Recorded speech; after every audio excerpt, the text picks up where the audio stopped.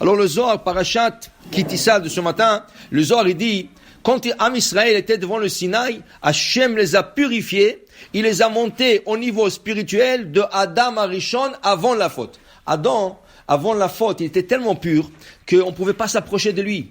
Alors on dit, le Zohar il dit dans Bereshit, il dit, alors comment ça se fait que le serpent, il a séduit Hava? Hava aussi était pur. Le problème était, c'est écrit qu'Adam, Hachem lui a pris, lui et sa femme, il leur a rentré dans le jardin de Éden.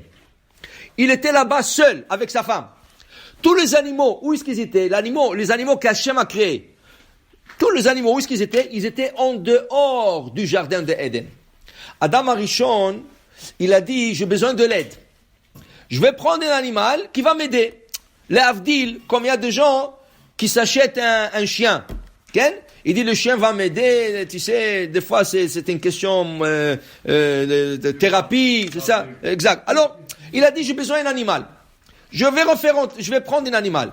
Dit la Gemara dans Masechet Sanhedrin, l'animal le plus sage au monde était le serpent. Pourquoi? Il marchait, il pouvait parcourir le monde en entier en quelques secondes. Sans voler, rien que courir. Il courait plus que le TGV. Il pouvait faire le monde en entier en quelques secondes. Et il parlait. C'est le seul animal, dit lui Ben Ezra, qui parlait. C'est comme ça qu'il a rentré en discussion avec Hava. Il a dit sur cet animal-là, c'est la meilleure qui peut m'aider. Aider quoi? Le serpent, comme il était aujourd'hui. Aider dans quoi? Seulement, il était debout, il avait 4 pattes. Il ressemble aux hommes. C'est ça? Il ressemble Et à l'homme. alors il parlait. Maintenant, qu'est-ce qui est arrivé? Adam, il lui a appelé, viens ici, rentre avec moi. Viens dans le jardin de Éden, tu vas m'aider. Dit le Zohar, qu'est-ce qu'il a fait Adam? Il a rentré le Yetzara avec ses mains. Le Satan ne pouvait pas atteindre Adam Arishon. Qu'est-ce qui arrive maintenant? Maintenant qu'il a fait rentrer le Nahash, le Satan est descendu sur le Nahash. Et c'est là que la discussion avec Hava a commencé. Regarde ce fruit, et Dieu ne veut pas que tu manges. Et là, c'est arrivé la faute. Et là, il y avait 2448 ans pour réparer cette faute. Depuis Adam jusqu'à la sortie d'Égypte, qui est le Har Sinaï, ils se sont écoulés 2448 ans pour que le tikkun soit fait. Et voilà, dit le Zohar ici dans Parashat Kitissa, le tikkun a été fait. On est retourné au stade d'Adam Arishon avant la faute. Qu'est-ce qu'il fait Hachem?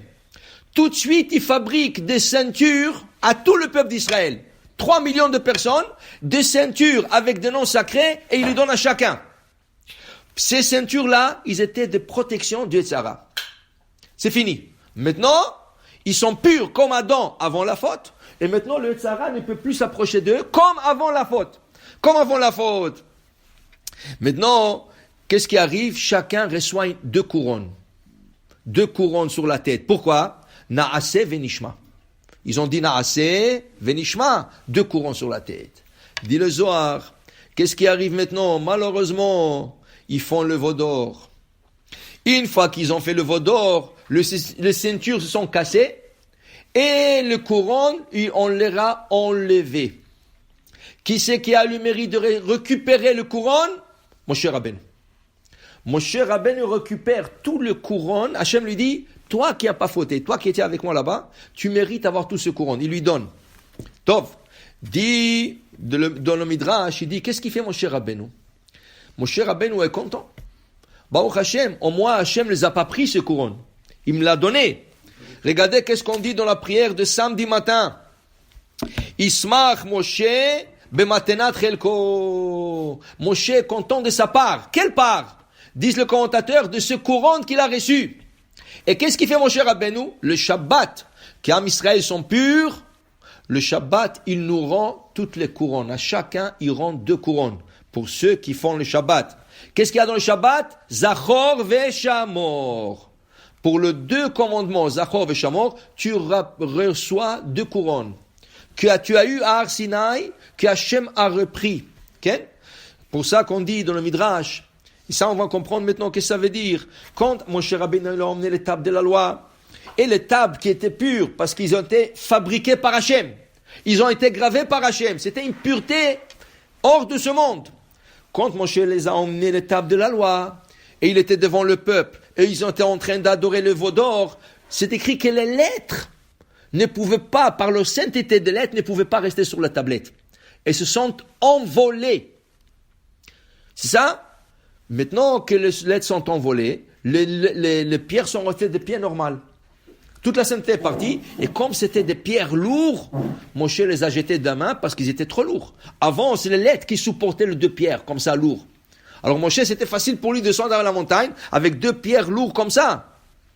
Rien que vous comprenez, chaque pierre, elle faisait 1 demi-mètre de long, 1 demi-mètre de haut, et 24 cm de large. C'était carré, c'était quelque chose de très très lourd. Mais la gravure de lettres là-dessus faisait qu'il soit léger. Une fois que les lettres sont parties, Moshe Rabbeinu ne pouvait plus tenir. Alors il les a jetés de la main, il les a cassés. Mais c'est écrit qu'il y a un commandement qui ne s'est pas envolé de table de la loi. Quel? Zachor et Yom HaShabbat le Kadeshom. Rappelle-toi du jour de Shabbat pour le sanctifier. Pourquoi? Alors j'ai expliqué une fois, parce que la Gemara nous dit, même celui qui a fait la Avodah Zara comme Dor Enosh, la génération de Enosh, c'est la 3e génération dans le monde, c'est les enfants de Adam qui ont inventé l'idée d'adorer quelqu'un d'autre sauf Dieu. Eux, ils ont commencé ça, la 3e génération dans le monde. C'était la pire génération parce qu'ils ont fait vraiment des idoles de tout. De la mer, du soleil, des arbres, des herbes, tout est devenu Avodah Zara pour eux. Maintenant, on te dit, Afilu Oved Avodah Zara que Dor Enosh, même si tu pratiques l'idolâtrie comme Dor Enosh, et tu commences à garder le Shabbat, Mochalim lo kol avonotav. Tous tes péchés sont effacés. La Avodah Zara, c'est le pire péché que Dieu ne pardonne pas. Pourquoi il dit quoi? Tu vas adorer quelqu'un d'autre, à part moi. C'est pas par jalousie. Là, c'est une jalousie? Non, c'était pas une jalousie. C'est Dieu te dit, comment tu penses, Bechla, qu'il y a quelqu'un d'autre sauf moi? Oui. Mais, le Gaon Midouvna, il dit, si ce serait une jalousie, c'est comme quelqu'un qui était marié à une femme, un jour il vient avec une autre femme, il dit, présente à sa femme. Il dit, écoute, je vais me marier une deuxième fois. Top, c'était avant l'histoire de la bigamie, la de la bigamie, c'était permis. Sa femme, elle s'est énervée. Il dit, pourquoi tu t'énerves? Il y a beaucoup qui ont 2 femmes. Il dit, tu sais pourquoi je m'énerve? Si tu aurais emmené une femme plus belle que moi, j'aurais rien dit. Si tu aurais emmené une femme mieux que moi, qui nettoie, qui cuisine, j'aurais rien dit. Mais qu'est-ce que tu as emmené? Une moche, qui fait rien toute la journée, qui te donne des ordres. Bien sûr que je vais m'énerver. Qu'est-ce que tu es parti chercher? Dit Dieu, si tu aurais un Dieu mieux que moi, j'aurais rien dit.